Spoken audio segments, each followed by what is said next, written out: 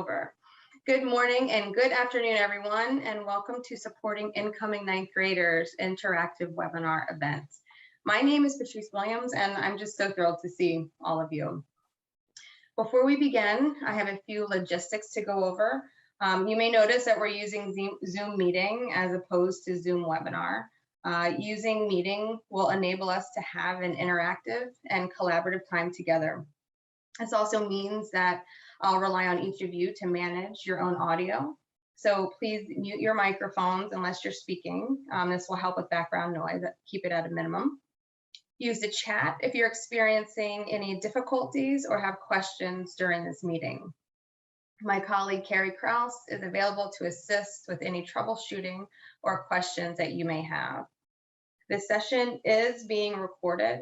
The recording and slides will be shared after this event is completed.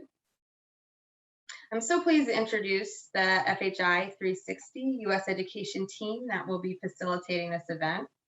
We have our director, Risa Sackman, and our senior advisor of teaching and learning, Nancy Gannon, both of whom have been leading the outreach and creation of the connected and engaged site that you will learn more about. I'm also pleased to introduce our expert presenter, Jenny Scala. Jenny is a principal researcher for AIR. She has managed AIR's early warning systems efforts since 2013 and led projects focused on dropout prevention in rural states and districts as well as urban districts. Jenny has served as a researcher on multiple regional education laboratories, including West and the Northeast and the Islands, leading early warning systems work.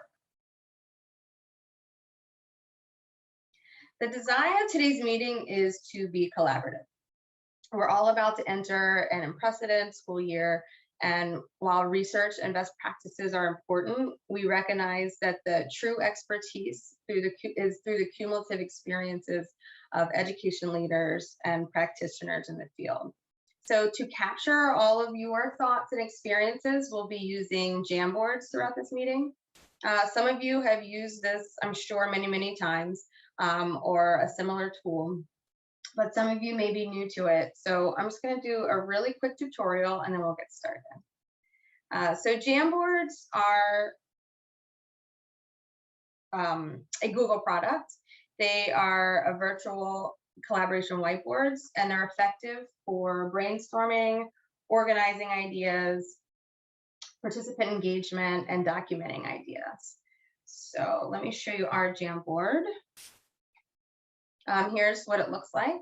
Jamboards can be one or a series of slides. You'll see up here that we are using 10 slides today, and you can use the arrow to toggle through slides. And then over here on the left, you have a toolbar. So you have a pen, eraser, selection arrow, sticky notes, which is what we'll be using mostly today. You can add an image, shapes, text box, or laser pointer. So let me show you the sticky notes. If you click there, select the color, type a note, hit save, cancel, and then you can move your note around. You can make it big or little, rotate it, and then you can add as many as you like.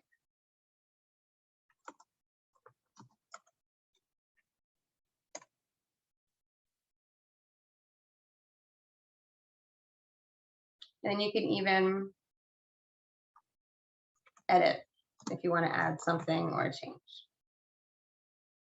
Okay, so it's pretty simple. So now that we've got that, I'd love to give it a try. So if you could use the Jamboard link that's in the chat.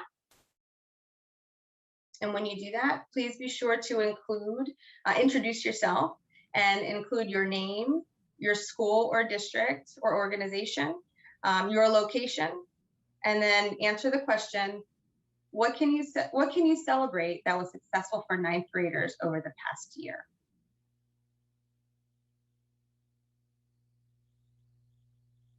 So you can go ahead and start doing that now.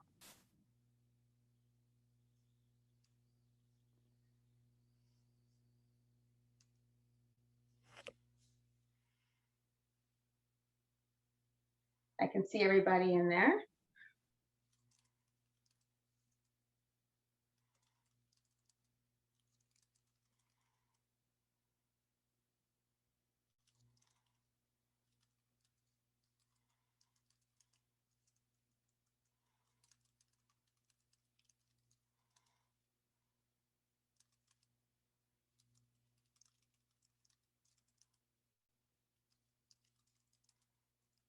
Here's one. Kelly from Cape Cod. Hi, Kelly. How are you? Good to see you.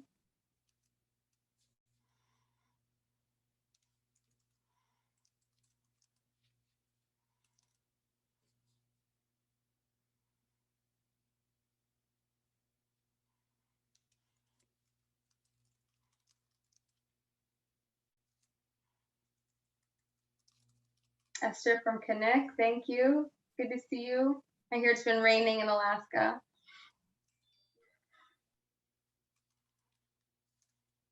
Fabiola, NYC. Thanks for coming. Let's see. We're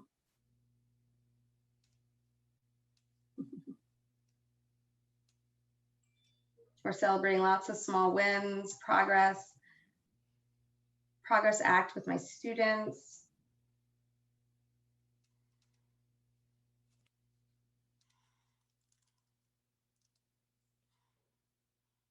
Everything's moving around. Great, Amber Kelly working with Gear Up, welcome.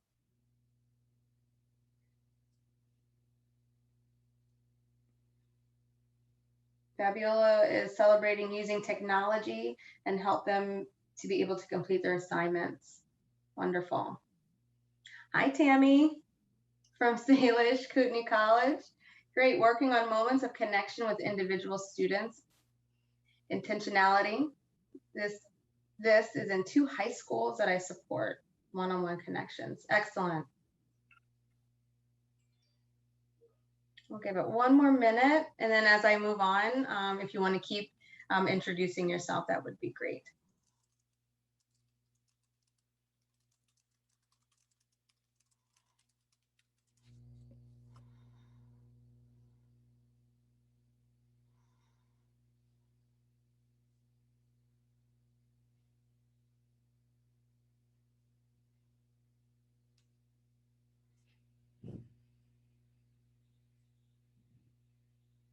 Okay, wonderful. Keep on going, but we're going to move on just so we can get to the meat of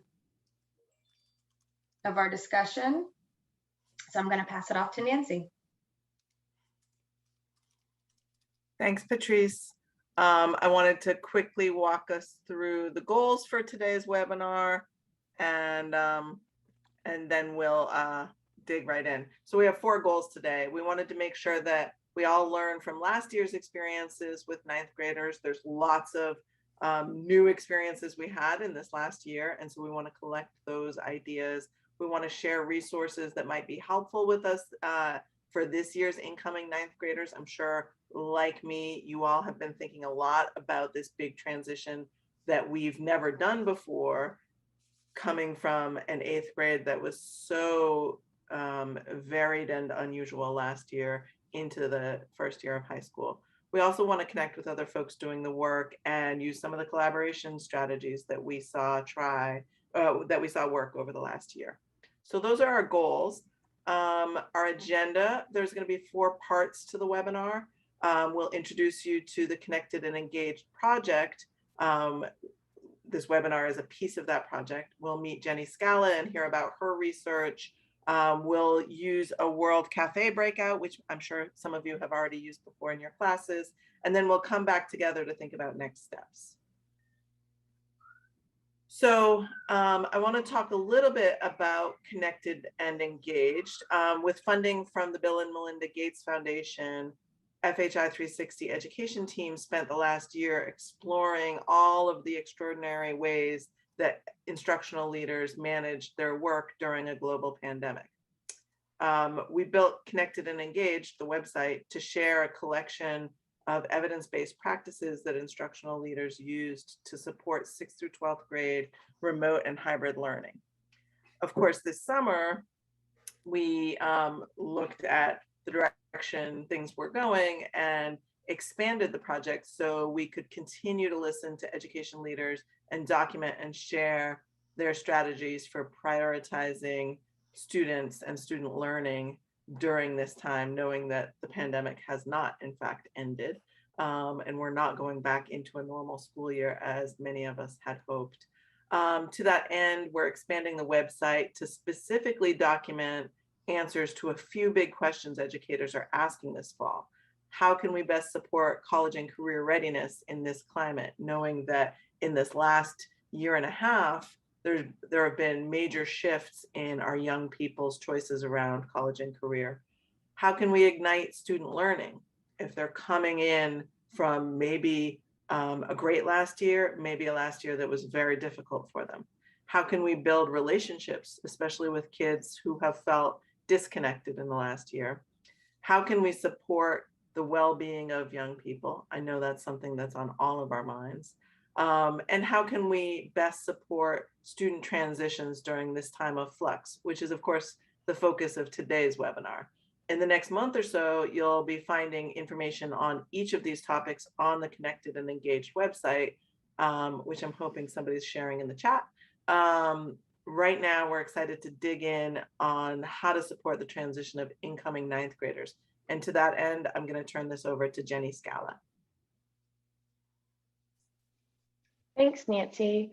So if you go ahead actually leave it here for this is perfect. So I've been doing work around implementation of early warning systems and looking at how to best support ninth grade students and 9th and 10th grade students and 6th through 10th grade students for a while. And in thinking about this presentation, I first wanted to really think about some of the lessons that we learned from this last year, where we were still able to work with various schools and support them through really thinking about how to support students who are displaying symptoms of risk. And so that's what this next slide, if we go forward, kind of has some of those summary kind of things that we've thought about. And the biggest takeaway writ large is just, we've heard these things previously, but there's been this increased sense of urgency. And then out in the field last week, I realized that there's an additional increased sense of urgency because staff, and you may really relate to this, are really burned out. The pandemic has gone on for a long time. There are a lot of other aspects that are feeding into this kind of sense. But having done this work around supporting ninth graders and their transition and supports for over 2 decades, I've never felt it the way that it feels right now in terms of what's happening.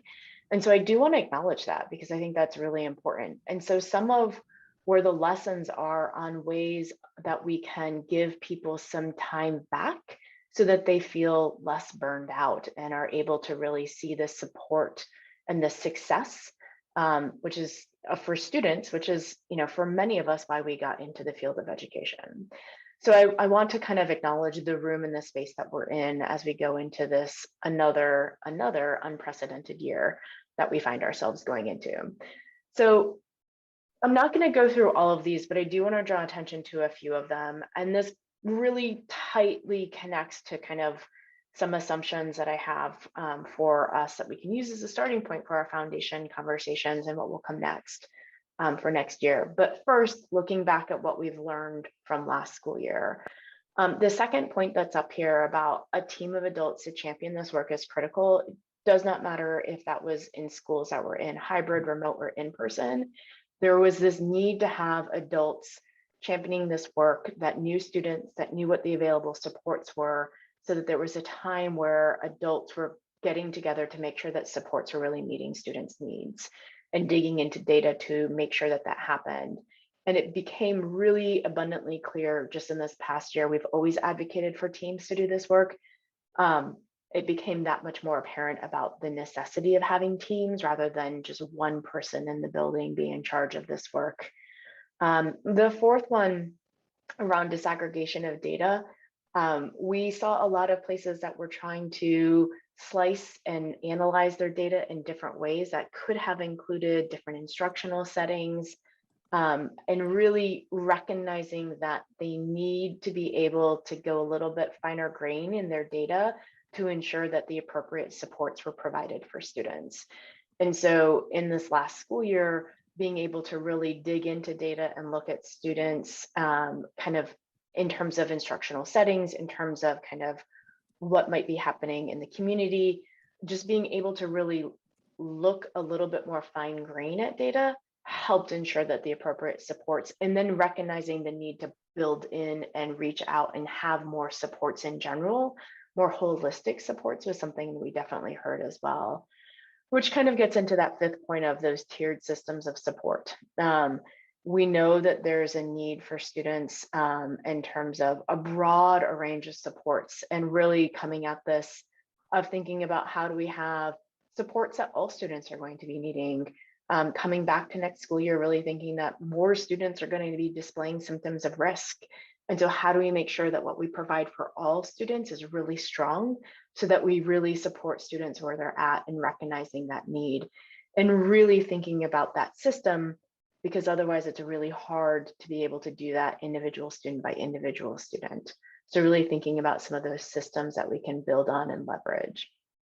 And the sixth point that we have up here, I think it's really important that as we think about really supporting ninth graders, one of the wonderful things of working with secondary students, you can do it with all students, but secondary students as well, I always advocate that we really talk with students about this work, about checking in with them, about what's working for them, about what their needs may be, rather than this work happening to students, but really engaging students in this process, having them involved in kind of coming up with what would be like a good benchmark to see if things are going well. And I don't mean that just in terms of academics, but kind of being able to have these conversations from a positive perspective to really support students, so that they know that we continue to care about students and that they see themselves in this work rather than this work just happening to them.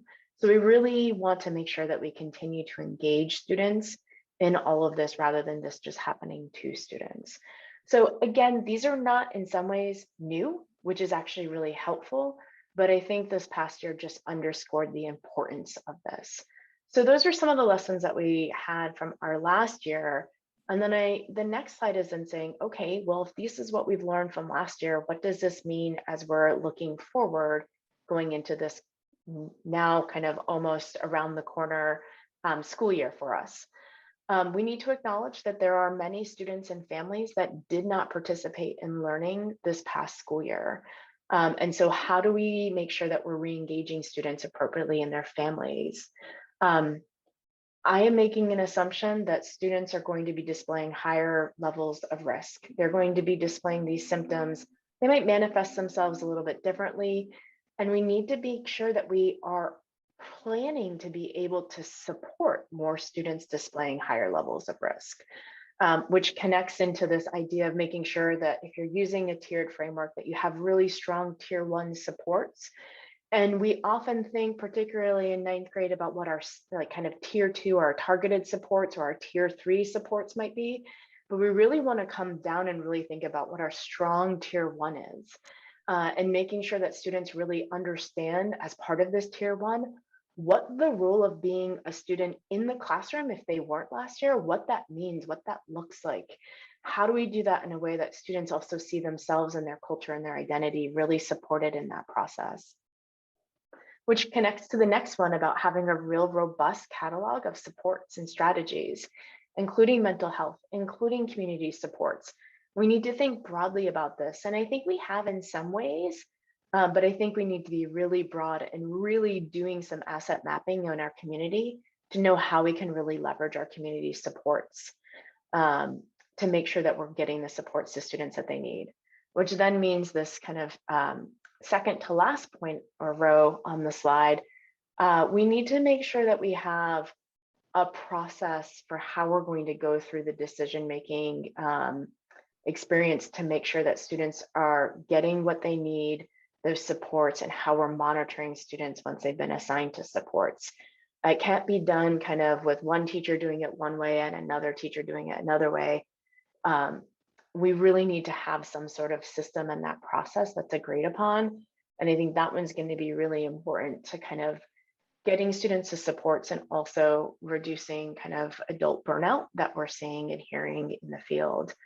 And this last one is more of kind of in education. In my experience, we do a really good job about communicating at the beginning. And then we're like, things have started and we don't need to communicate about it because we're now doing all of these other things.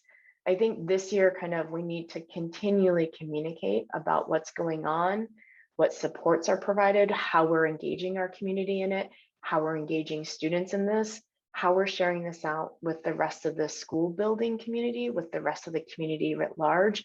We just need to make sure that we're really taking the time to continually communicate. And so this is one that is not always something that we do consistently throughout something. We often, as I say, do it at the beginning and then say, okay, we've checked that box. We can cross that off of our to-do list and we can move on. I think we need to continue to have communication campaigns throughout the course of the year. So those are just some things that kind of to get people thinking and going about kind of what we've heard, what we've learned, and what we're really planning for people to have as we move forward into this next school year. And so as Nancy planted the seed, we want to give the majority of our time today to really these kind of world cafes. And so we're going to be using that to kind of have an opportunity for engagement.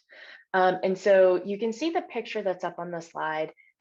You may have done this in person. It's basically where you get a group of people together around a table and you are brainstorming and answering questions about a specific topic, and you're able to kind of capture your notes. And then you rotate to the next table and you see how people addressed the prior team or group, addressed the question that was at that table, and then you add on to it. So it's this way of kind of continually collaborating and kind of capturing all of our ideas in one spot. And so we're able to do that. Well, since we're doing this across many, many time zones today, we obviously aren't going to be able to do it in person, but we're going to try, and we're going to ask for your kind of patience and willingness to explore with us doing this in a virtual setting.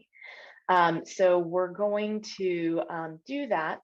And before we kind of move into that, though, we thought it'd be important to kind of establish some norms. So there are going to be some questions that your facilitators are going to change tables, you are not. So we're going to kind of keep our movement limited since we know transitions can be hard. So you're going to have some specific questions for your room. But let's go back just a second for to go through some of those other norms. We want to presume positive intentions with everybody. I want you all just to take a moment to kind of read the rest of the norms that are up on the slide. If you have any additional norms that you'd like to add, you can add them to the chat. And then to kind of kick us off, I think I'm handing this to Patrice.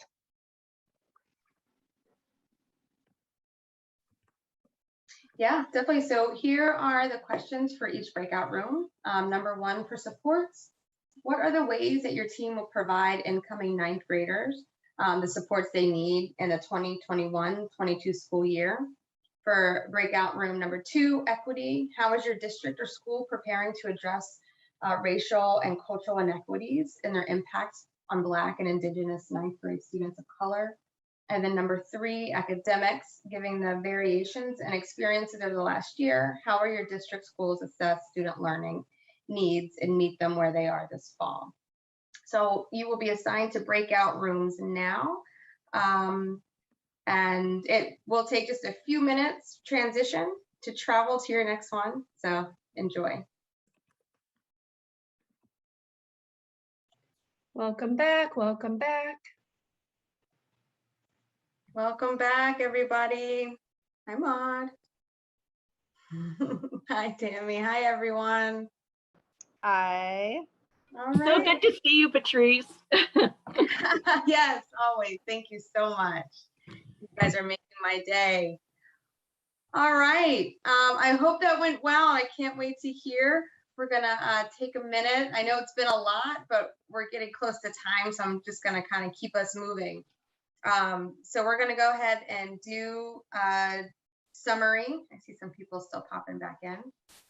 We're gonna do a summary Yeah, so if each group could like give a little summary, and I'm going to do my best to take live notes, and then I'll send it out to everybody. And remember, you have your Jamboards. You will have access to those. So you'll have access to everybody's information. Okay, can I hand it over to Nancy? You're muted. Great. Thank you, Patrice. We did 3 sessions, 3 rounds, and had some really interesting ideas come up. One was around, so our question was, given the variations in experiences over the last year, how will your districts and schools assess student learning and meet them where they are this fall? So there was some specific assessment strategies, like using formative assessments like writing samples versus using standardized assessments like the NWEA MAP, which is a very popular, quick way to figure out where kids are. So we heard about that. We also heard about preemptively doing things like reviewing transcripts of kids coming in, looking at Summer Bridge and bringing rising 9th graders into a summer program to help support them.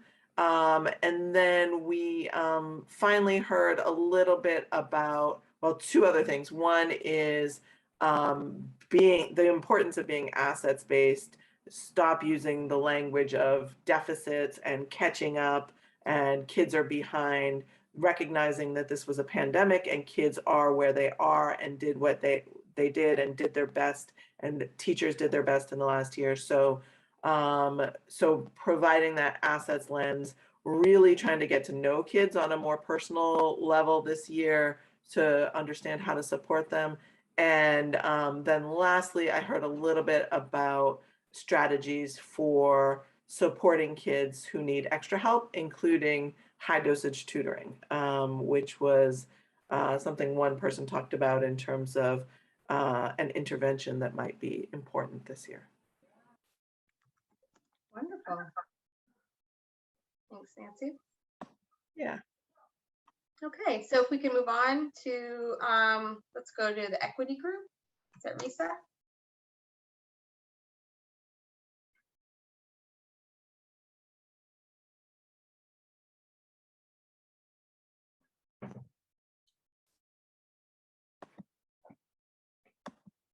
There, can you hear me now? Yes. Yeah. Okay, sorry. I was so strange. I was muted for this group, but not for the small groups. That was a very unexpected thing. So for equity, you can see, and by the way, just so you know, here's our individual Post-it notes, but on the next page, on page 8, we did a little summary. So we have both. But in terms of thematic, we really saw a lot of, we heard in the 3 groups emerge in the importance of professional development for teachers. So that ranges from book clubs to meetings, having intermediaries and support agencies meet with the district and bring in trainers for culturally responsive teaching. It also providing a year, and it not being a one-off kind of thing, but really making sure to provide a year-long calendar and resources to facilitate that. Also, capturing student voice and empowering students. So avoiding the kind of grouping by ability and focus instead on scaffolding to bring everyone up to level, and really having choice and voice. Also, relationships between students and adults and students is more important than ever. So there was a lot of focus on hiring extra guidance counselors, social workers, really looking at social emotional learning and trauma-informed practice, putting emphasis on emotional well-being more than anything else. Fantastic. Thank you so much. Okay, and then Jenny for supports. Yeah, I'm going to say everyone can check out the Jamboard. I know we're almost out of time later on. There was a lot of community building activities, making sure students know the role of being in school. There's some other great ideas about having students be involved in hiring for advisory positions, some other professional development. And there was a question about how to share a resource to the group. So If there's somebody at FHI 360 that we can have Tammy email that can then disseminate out a resource, there's also some free resources here as well. That was super fast, but I'm gonna say that that's the wrap up, and you can check out the Jamboard later on. Excellent. Thank you, Jenny. Yes, in interest in time, I'll just roll through. We do have upcoming events. Carrie is going to put a link in the chat. So if you want to be informed of our events as they come up, then we'll get that out to you. And Tammy, that's also a great way that I'll have your information so that we can share the resources. So in September, we are partnering with Learning Forward on a webinar topic, Igniting Learning, and we will also have a Twitter chat. In October, we'll have a webinar and Twitter chat on college and career readiness. And then in November, we'll do the same, and we're partnering with Castle on social emotional learning. And then also look for updates for Connected and Engaged, which will be launching next month, which we're very excited about, and we'll give you an alert. We have a list of resources that you'll get as you get this slide deck. And then don't forget to visit Connected and Engaged. And then here you have contact information for myself, Nancy, Risa, and Jenny. I just want to thank all of you so much. It's so good to see all your faces and hear all your input. And we're gonna do it this year. Okay. I love all the love. Thank you. Thanks, everyone. Thank you. Thanks. Have a great day. Please reach out if you want to share resources or have any additional questions.